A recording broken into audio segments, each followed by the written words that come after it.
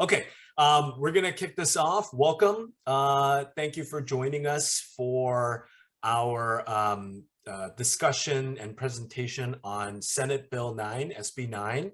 My name is John. I'm one of the co-founders of Brickwork, joined by Alex Irvine, my partner in crime, and we're super excited to be kind of presenting this to you. So ultimately, it's brand new. We've kind of, put our heads down and have been hyper focused on SB9 just because of what it represents and the opportunity. And we were in the position because just for everyone who doesn't know Brickwork, we've been around 2.5 years. A lot of real estate brokers, both commercial and residential, have been requesting reports from us. We were providing, and still are, new multifamily development reports in and around Los Angeles.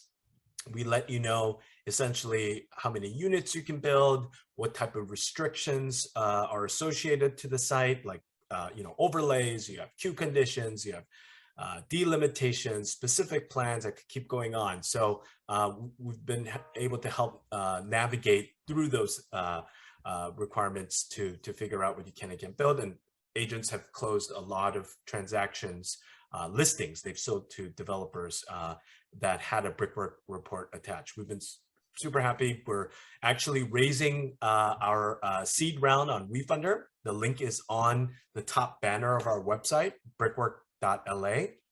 And we're going to continue to raise, I think, but we've hit our minimum funding goal here, and we're going to be using those funds two-part. One is going to be launching our initial GIS map.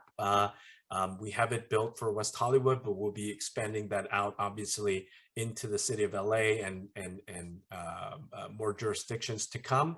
But then the other part, what you guys are here for SB9. So without further ado, I'm going to hand it off to Alex. Thanks, John. So just to expand on that, Brickwork here, we are very much pro-housing, right? We're housing advocates at Brickwork, and our goal here is to get this information out, get it out to not just developers but homeowners, to help people understand and fill that information gap, right? So when you look at your property, whether you're single family or whether you're multiple family, having an understanding of what your development rights are on your property is very important. I mean, especially if you're multifamily, right? And you want to know how many units you can build, what the height limitation is, what the setback requirements are. These are the reports that, as John mentioned, that we've been providing so far. Last year, we incorporated an accessory dwelling unit report. That accessory dwelling unit product has really, I think, gained a lot of popularity amongst single family property owners, as well as multiple family property owners. We introduced that product last year and gained a lot of interest on it. This year, or I should say in September of last year, a series of housing bills were signed by the governor and became effective on January 1. What we're focused on here at Brickwork is Senate Bill 9. And Senate Bill 9 is, what we're doing is we're incorporating that into a new report that we're offering, to our users as well. That is helping to address, that Senate bill is helping to address the housing crisis that we're in right now. So what we want to do is get this information out to you, our users, and out to the masses so that you guys can understand, how to develop your property and what you can do, what qualifies. So what I'm going to do, and I know probably not everybody that's watching this right now has probably heard about SB9, which is why you're here. Probably even have a general understanding of what it is, right? Or even some of you might have an in-depth understanding. I'm going to do a quick overview, or at least I'm going to try and do a quick overview, because I tend to talk a lot, and of what those basic requirements are for SB9, whether or not you qualify, your property can qualify for SB9, and then take a look at, what we found as jurisdictions are starting to incorporate it, right? Because, look, it was signed in September 2021, became effective January 1 this year.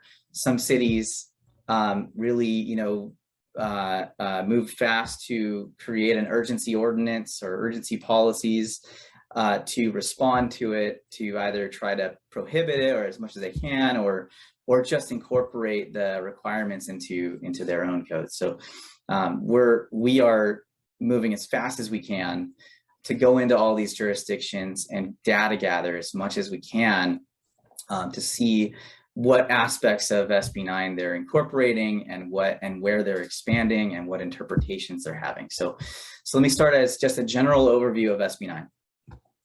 Basically what SB9 is it allows for by right development of 2 units within a single family zone. So at its basic function, if you have a qualified single family property, you can now put 2 units on that property ministerially. Ministerially is it's non-discretionary, right? And that's huge for development, right? There's no discretion involved. It's an over-the-counter. It's building permit sign-off review essentially. SB9 also allows, again, at qualifying single family properties, it allows for your single family lot to be split into 2 lots. And then you could put 2 units within either lot, right? So for a total of 4 new units where you previously had potentially 1 unit on your lot. Now, in order to qualify for SB9, as I mentioned, there's a series of qualifications, limitations on how it can be applied and what you can do with it. But let's just talk first about, what properties can qualify, because I think a lot of people have probably heard about the Turner study that came out of Berkeley, where they blanketly excluded a lot of, areas like coastal zone, very high fire severity zones, whatnot. So first of all, if you're in a historic zone, historic district, if your property is a historic cultural monument or identified as historic in any way, that property is not eligible, right? So that's just a blanket, not eligible, can't do anything about it, basically. If you're in a designated wetland area, your property, even if, as I understand it, if it's touching your property, that wetland area, your property is also disqualified. There's limitations for a designated very high fire severity zone. As I understand it, that's disqualified unless there's built-in mitigations within the jurisdiction already for the construction of that building. So that's something that you'll have to check within the local jurisdiction. Limitations of SB9. Oh, sorry, let me back up. I mentioned single family. So single family zones, it's not entirely consistent amongst, jurisdictions. City of Los Angeles has, I don't know, I think we counted 1,900 zones, something like, there's some crazy amount of zones in the city of Los Angeles, like overall, we count all the specific plans and the overlays and all that. But there's a whole list of, what's considered to be, what could be considered single family and whatnot. So jurisdictions are starting to come out with their own interpretations of what they're considering to be single family, right? So if your property allows for two dwelling units, right, then that's considered multiple family, essentially. So let's see, some of the standards within SB9, local zoning, non-conforming zoning rules don't necessarily apply in terms of let's take an example of a 6,000 square foot R1 single family property, right? 6,000 square feet in an urban area is a general size, right? And if you want to do a lot split, you can do 50%, but the maximum split differential is 60-40, right? So no one lot can be less than 40% of the original lot area.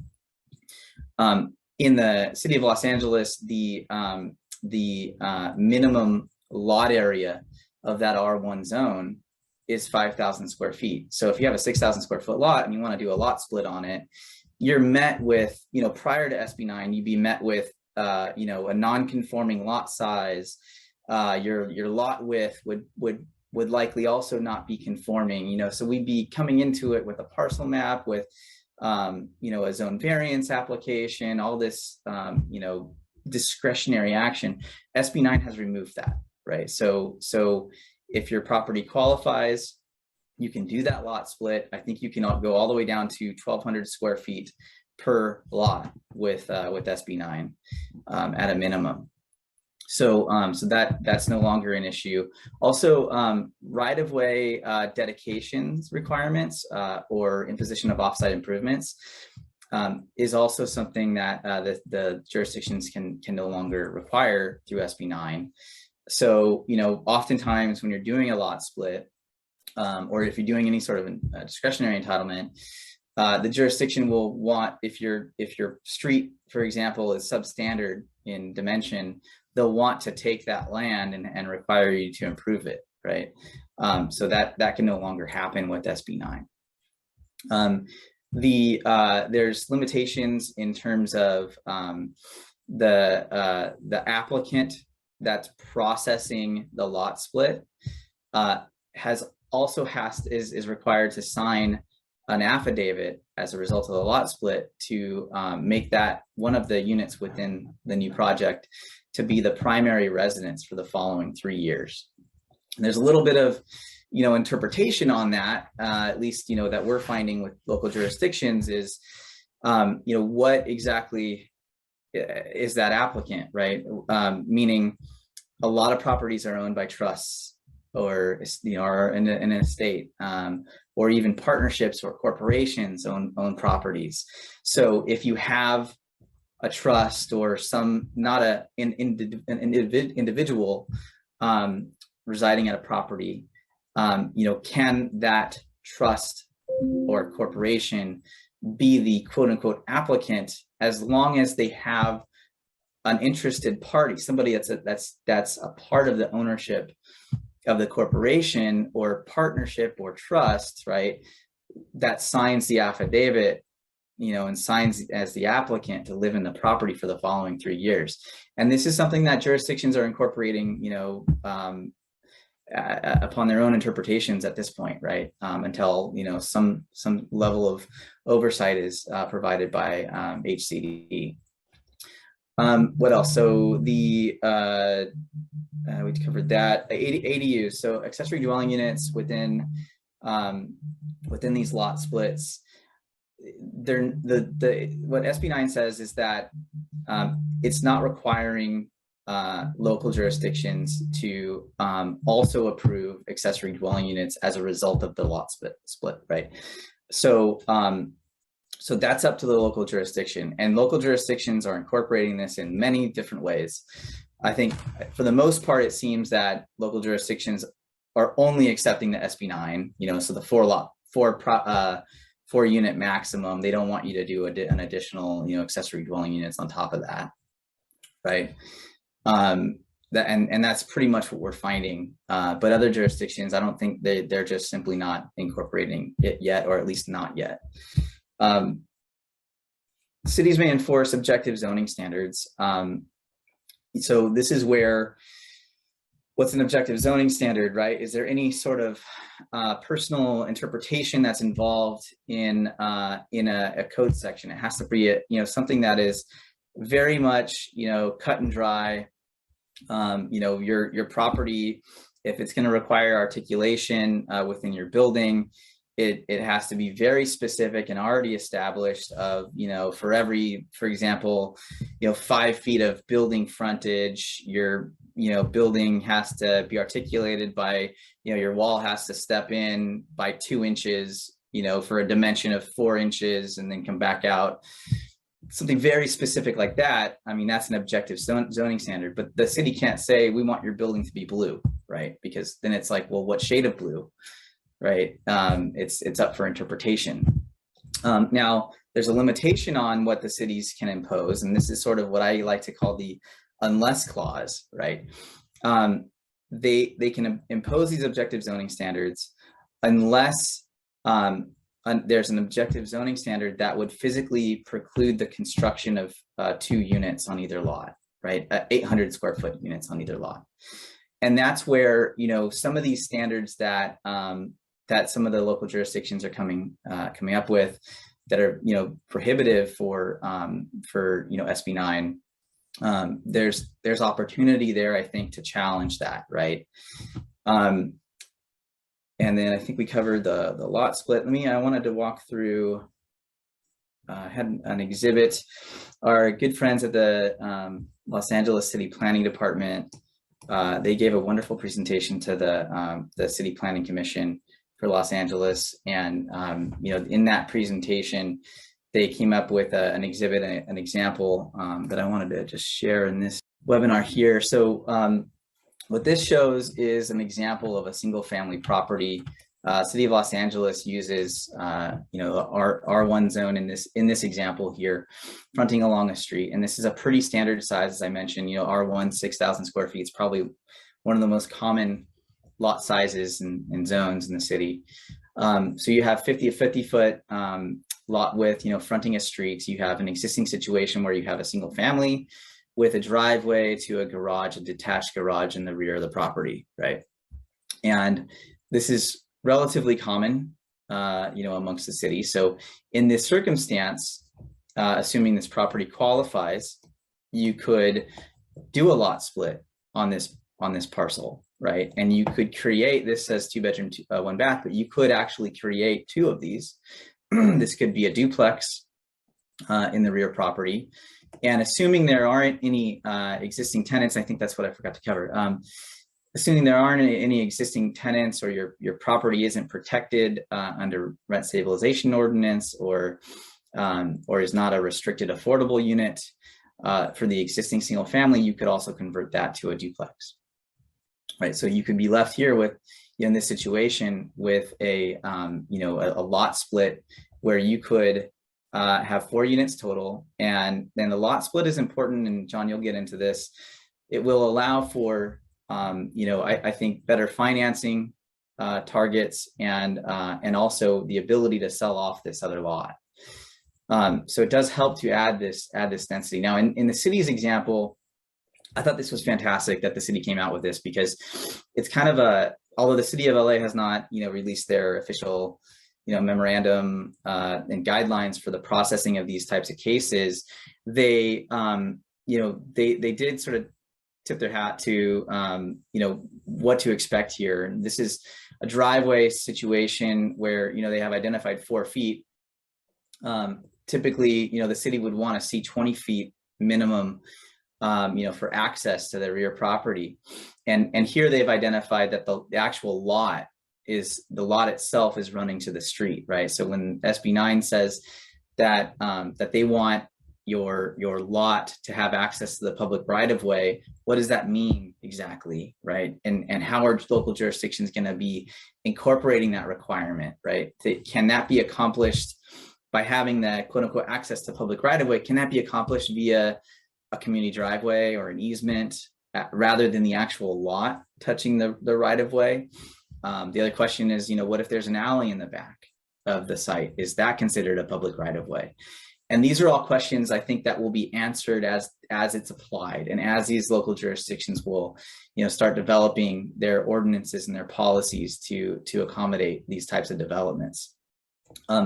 In this example, the city of LA, they have identified, you know, this funky lot situation here, where it's like almost a flag lot, you know, but they have like this other little area here, probably to accommodate parking. You know, parking is not required if you are within a certain distance of transit, right? Or a car share program. But in single family cases, you know, then in suburban areas, I think it's likely that, you know, parking would be required. So, you know, so they built in, it looks like some area for parking, and this is great because, as I mentioned before, the 20 feet of access that the city typically wants is clearly not identified here, right? So, you know, I think if the city were to require that, then that's where that unless clause would prevail, right? That says it in this situation, you cannot necessarily do that 20 feet of access requirement, can't impose that, because that would preclude the construction of 2 additional 800 square foot units in the rear, right? So this was an example, and then they had some 3D modeling of what to expect there. Now, in terms of, you know, height standards and whatnot, setbacks are limited to 4 feet for the side and the rear, but it's silent, SB9 silent on the front yard. You know, I've seen local jurisdictions, why don't I just jump in there? I've seen local jurisdictions impose front yard requirements because, you know, they can. But even then, I still think that that's where that unless clause, you know, comes into play. So, you know, let's look at first, you know, as I mentioned, I think we're probably at around maybe 40 jurisdictions that we've looked at so far. And as I said, these are all coming in as, you know, they're either draft ordinances or urgency ordinances, or we're getting word, we're talking to planners in jurisdictions. I'm going to touch on just a few of them in this webinar. But certainly, you know, if you guys, if anybody watching this has questions about specific jurisdictions, you know, feel free to reach out to us at our contact email, contact@brickwork.la, and we can, you know, we can try and answer your questions. So let's talk about Alhambra, just right at the top of the list, the A city. So Alhambra has identified R1 zone as a single family zone. They have some interesting standards here. They have identified height limits. If you're a 1-story building, to limited to 18 feet, and 2 stories limited to 25 feet in height. They want your lots to be 50 feet of frontage. And again, you know, this is where you got to play around with that unless clause, right? You know, so any of these standards that are being imposed, if they can't work on your site, then I think that's room to challenge the city, you know, to say, well, this is going to physically preclude me from constructing my my units.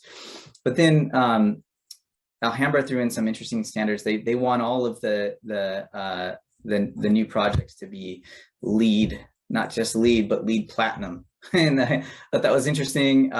You know, that's, you know, that's something you have to apply for. I don't know how that, you know, is going to impact, you know, development specifically in the city of Alhambra, but I thought that was an interesting requirement.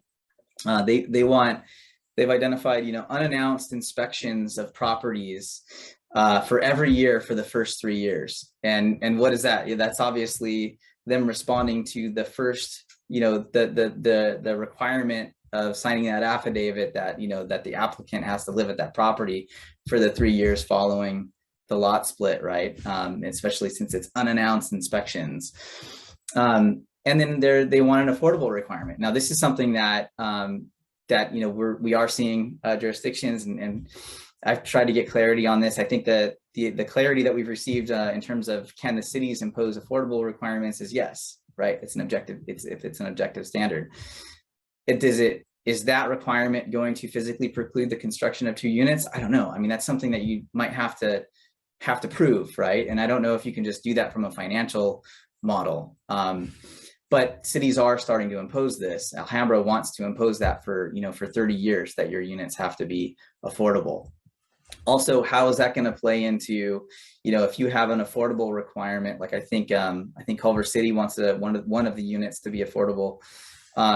If in that situation, what if it's an affordable unit, but the person that signed the affidavit is actually living in that unit, right? You know, so I know you have to qualify, but this is all conversation that you have to, you know, talk with housing.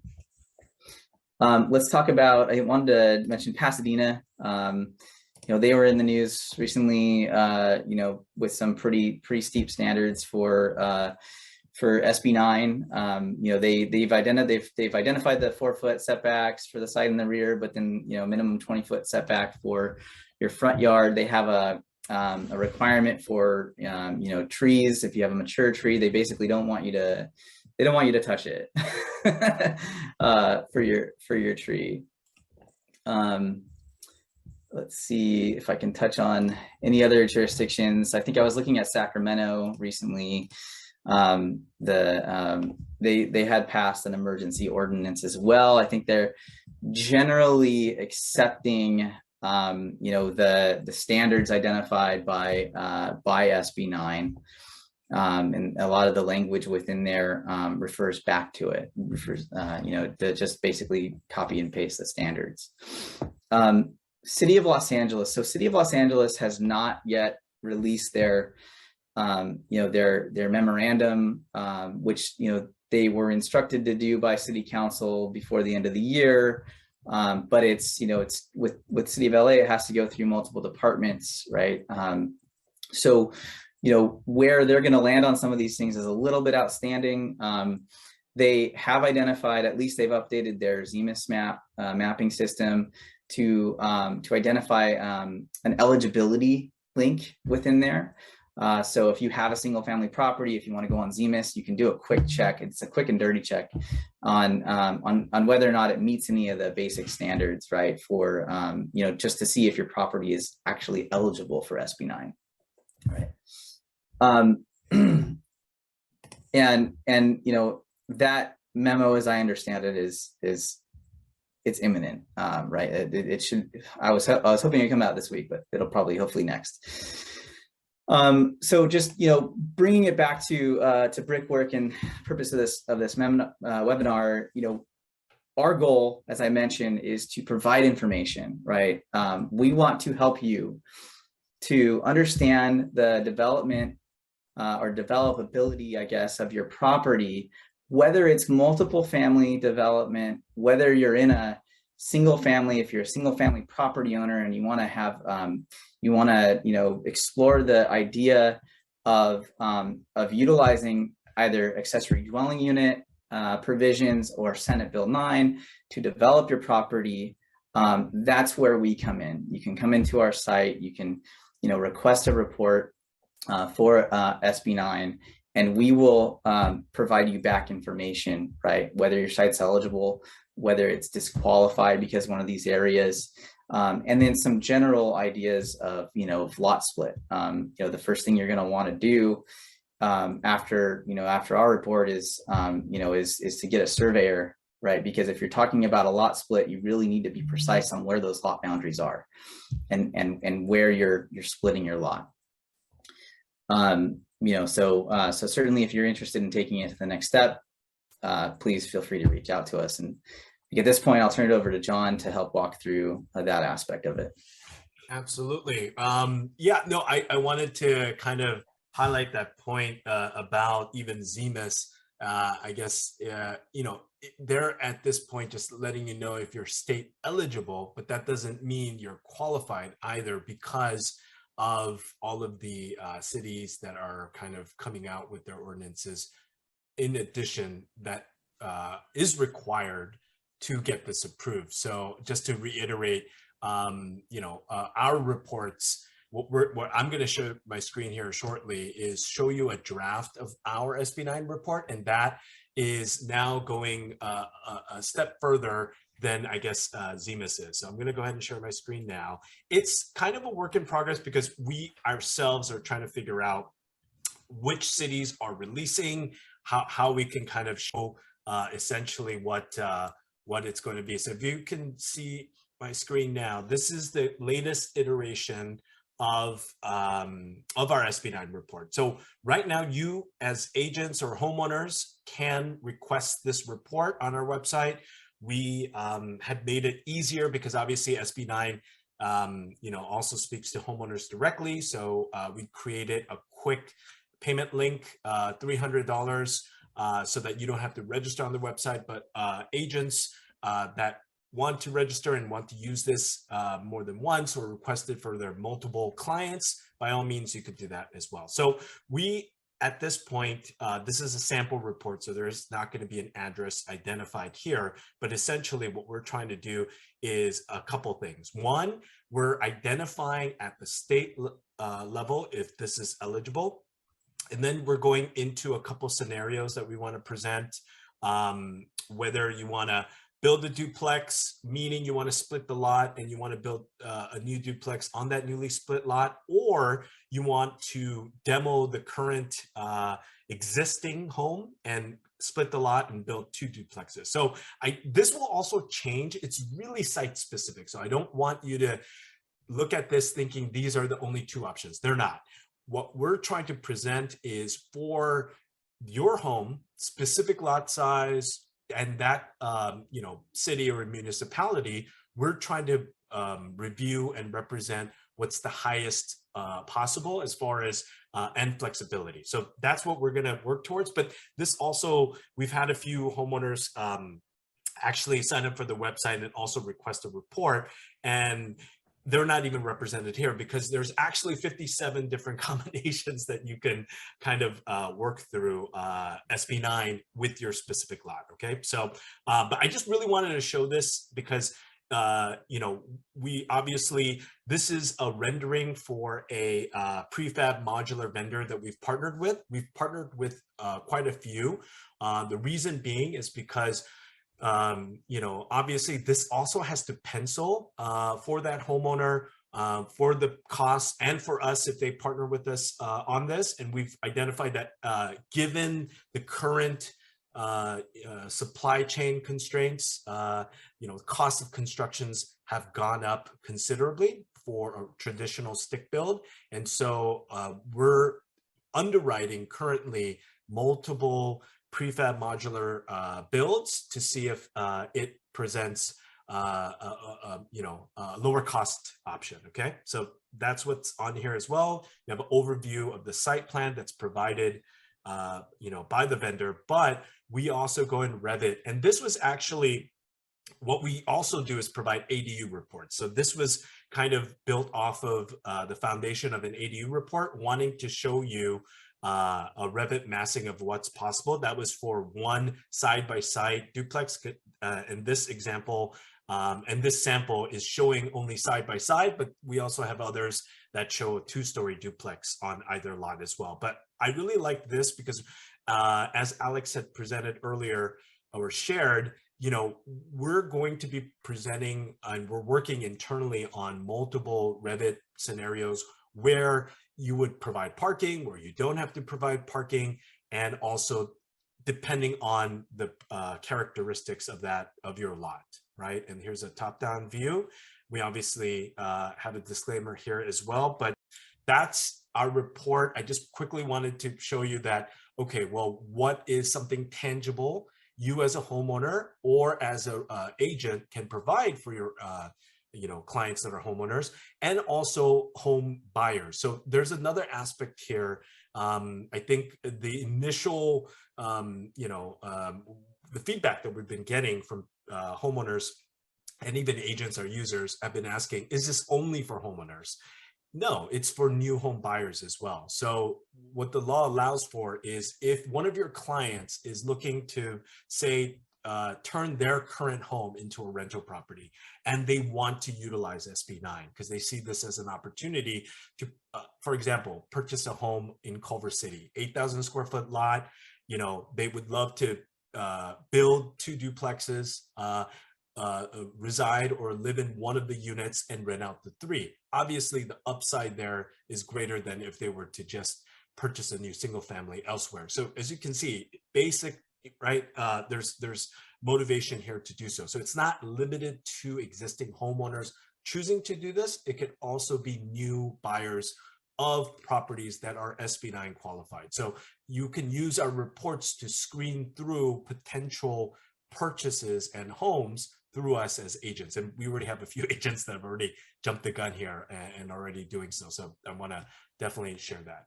And John, I had mentioned that. I mean, that's really powerful, right? Because then it's kind of flipping the idea of home ownership, right? You have home ownership, obviously, for a first-time buyer of a property, traditionally you're getting into a single family property and, hoping that you gain equity just by simply living there, right? With a 30-year mortgage. But in this scenario, it kind of flips that conversation. And now a first-time home buyer could be looking at a property as income, right? Right, correct. So you could potentially live there for free almost, or even get paid to live there, assuming all the math works out, right, from a financial aspect. Absolutely. And so that is the baseline of what Brickwork wants to do. We're rooted in navigating zoning code, housing bills, you name it, right? That's where our kind of competitive advantage comes from, is providing insight of what can and can't be allowed. So that I wanted to at least present that to everyone, because that's kind of how you determine what's feasible and possible. We're not trying to come in and figure out what the rental comps are, the valuation comps. That's going to be the job of the real estate agents. But of course, that's where the opportunity lies, is the agents are still in that. You agents are going to be in the position to provide this information you get from Brickwork that lets your clients know what's possible, but then you can also step in and provide what you have always provided, which are what that market dynamics are, what the rental comps are, what the potential valuation of building 2 duplexes are as well. Okay, so with that being said, what Brickwork plus Homeowner is. And so obviously, the foundation or the baseline is going to be our reports, okay? And that's a move. We're going to keep improving on that. So what you saw was just the latest iteration or draft, okay? And so it empowers homeowners to earn additional income for their property. So Alex did a great job kind of going over, the flexibility and the different variations that you have, or a variety of options you have, right?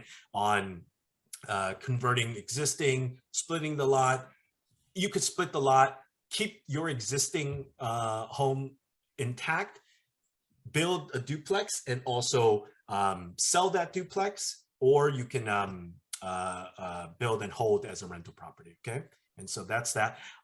So a couple things. One is what we're providing right now, and we're taking a waiting list because it hasn't been launched yet, because we're in the we already have a list right now of homeowners that we're underwriting, okay, and potential buyers as well. So, and why this program and underwriting is because scenario one is that Turner study from UC Berkeley that Alex had mentioned said, hey, look, not that many homeowners are going to be able to utilize this program because they took broad strokes at neighborhood average monthly incomes and equity, and who has the kind of desire or ability to tackle such projects, right? And so if you look at it from those viewpoints, agreed, yeah, I would say there's only a handful of homeowners that would really want to utilize this. But that was our opportunity. We can step in and help actually manage the entire process. So that's what we're looking to do here. Scenario one is zero money down, because it's more along the lines of homeowners that or buyers that don't have access to that equity or savings, but they still want the upside in the property valuation and rental income. And so that would naturally be a joint venture between us and them. Those dynamics are still being worked out right now, but that's scenario one. Scenario two is a 50-50 split. And that split is both, could be on lot and costs, meaning we've also had homeowners that went, well, I don't want to kind of demo or gut renovate our current home right now, but we have a big enough lot in the backyard. Love to utilize this. Let's split the lot and let's split the cost down the middle of building that duplex. In that instance, obviously, we'll manage the entire process from underwriting to permitting and project management, right? And that's really kind of what we're looking at. And so this is just a hypothetical, but the components to this is, they have an existing mortgage. There has to be a payoff. I'm actually a loan broker. I've been a loan broker for 12 years, mortgages, construction, ground up, commercial. And so I know this space very well. So I'm going to obviously help a lot of the homeowners, guide them through this process as far as accessing a construction loan, looking at the hard and soft costs, loan to cost on the loan amount, and then looking at estimated valuation on the upside for rents and valuation. But that's more, again, along the lines of what the construction lender dictates what the after construction value is, right? Because that's how they underwrite construction loans. But then, and this is just an overview of kind of the timeline. We're looking at stage 1 being underwriting. Obviously, stage 2 would be starting the permitting process and construction, into stage 3, which is the demo foundation work. In this particular example, we're looking at a prefab modular build, not a traditional stick build. But even in those two categories, this will vary as well. So this is just a sample timeline. It's not rigid, and there is no timeline currently set regarding SB9 as well. So I think it's going to be more of a, we'll determine that as we get submissions in.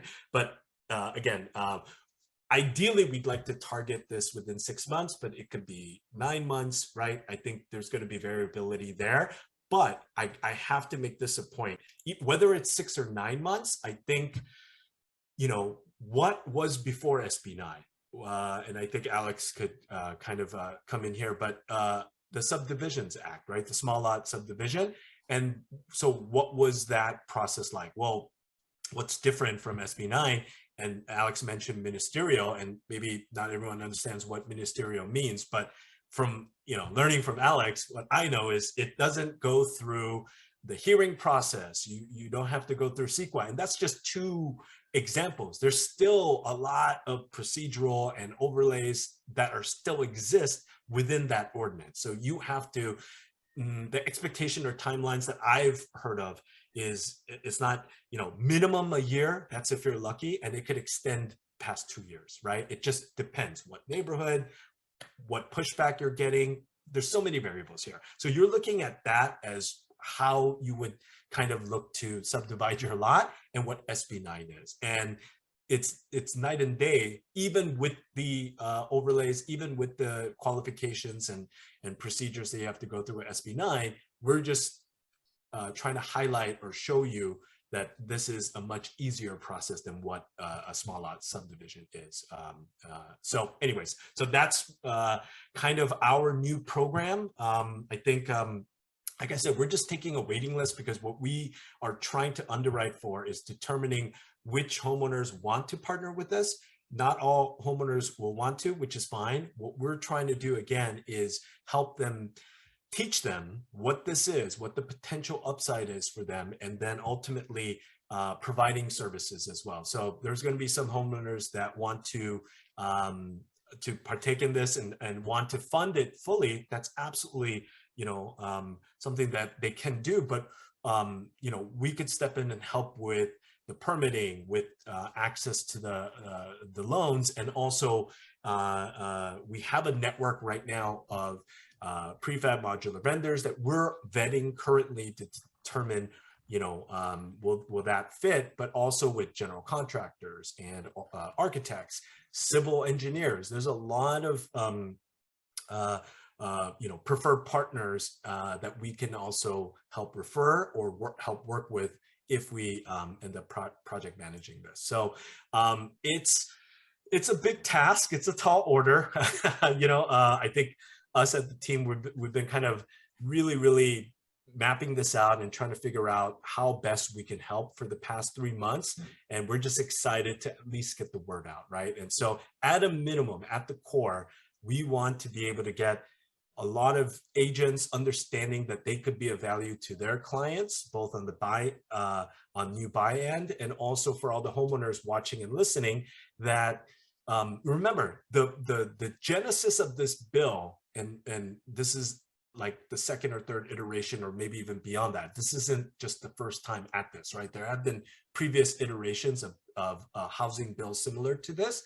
And so the intent was to empower homeowners, okay? And so the requirement for signing an affidavit to live in one of the units for 3 years was to protect you, the homeowner. Why? Well, if that wasn't in place, then this would be a development opportunity or investor opportunity where they could go and buy an entire block or blocks and just buy 50, 100 homes at scale and utilize this and turn them into fourplexes, right? Or 2 duplexes. So the fact that this requires that is because they really want, at a minimum, if you can't utilize this, if you don't have the savings or kind of the willingness to want to embark in this, you can partner with someone like us that will help you do so. And of course, then you get the upward appreciation. And I didn't want to put any specific numbers on that slide that I just, or that presentation that I just shared.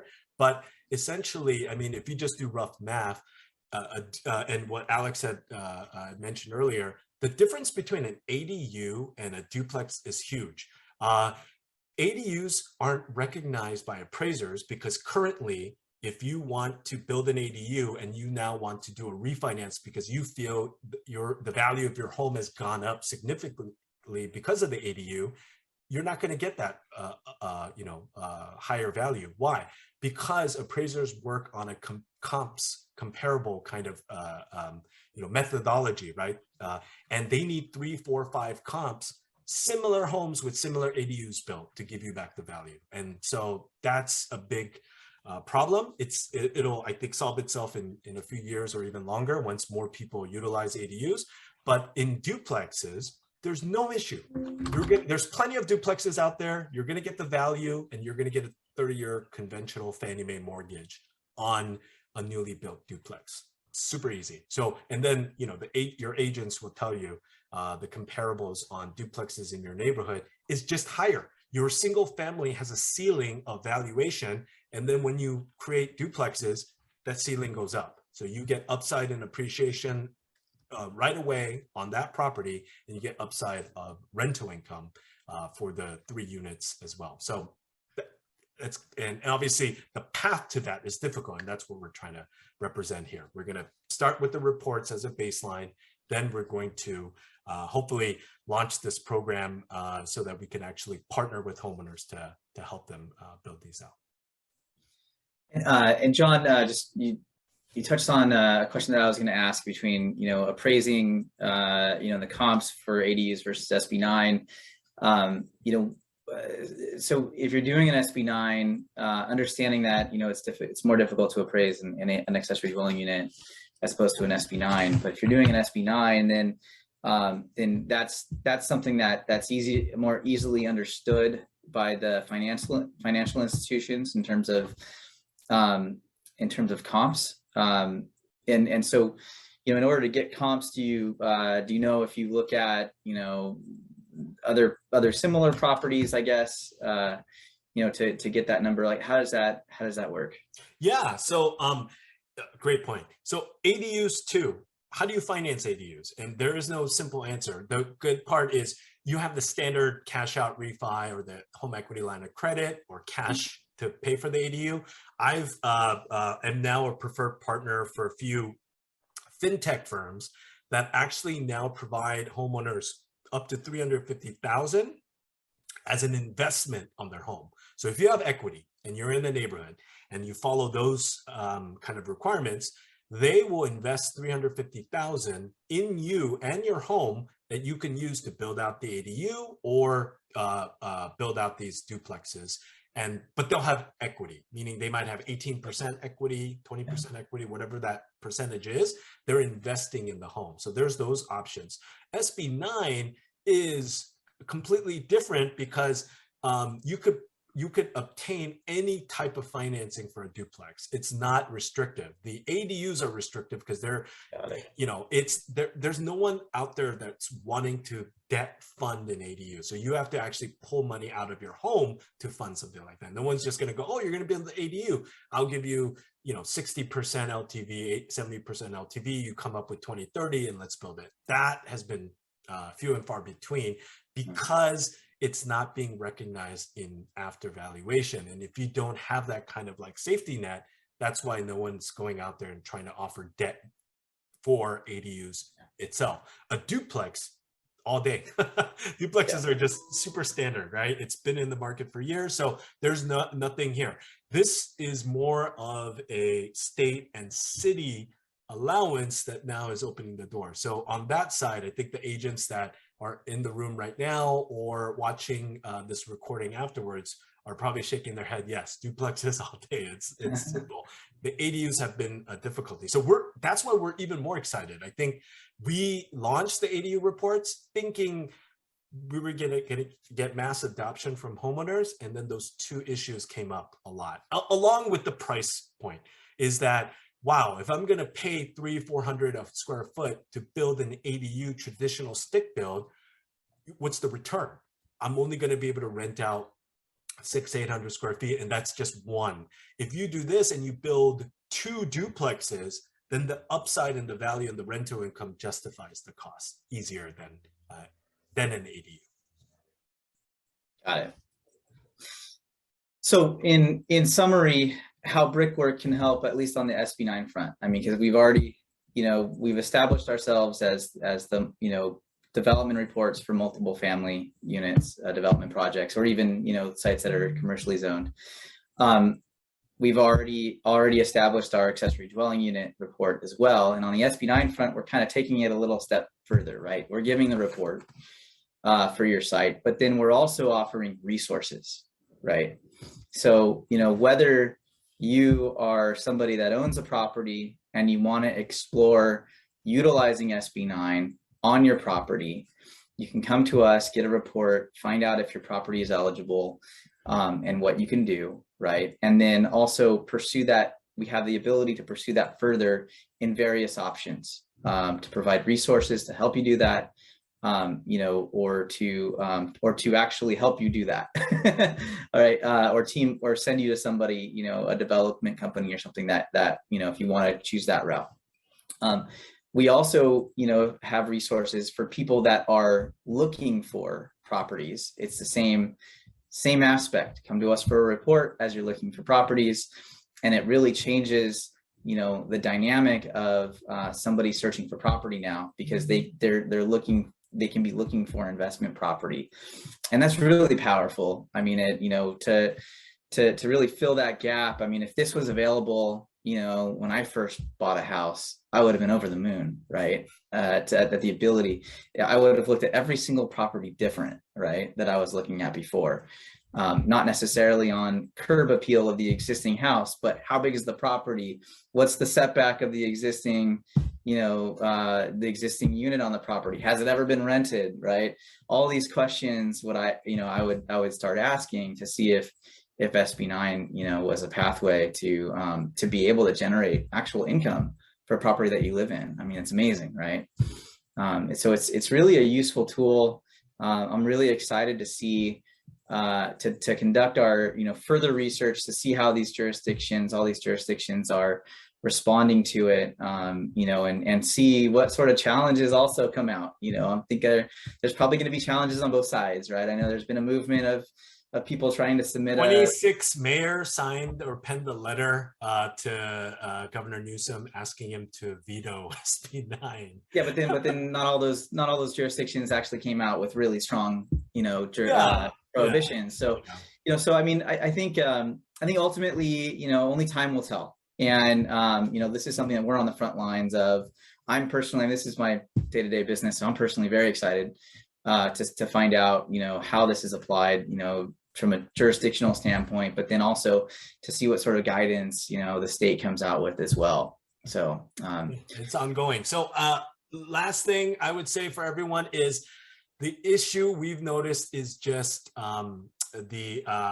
it's all education based, right? And so I think we have a tall task to educate everybody, whether it's agents or homeowners. So that's the issue. So my ask of all the agents watching this is to, book time with me on my Calendly.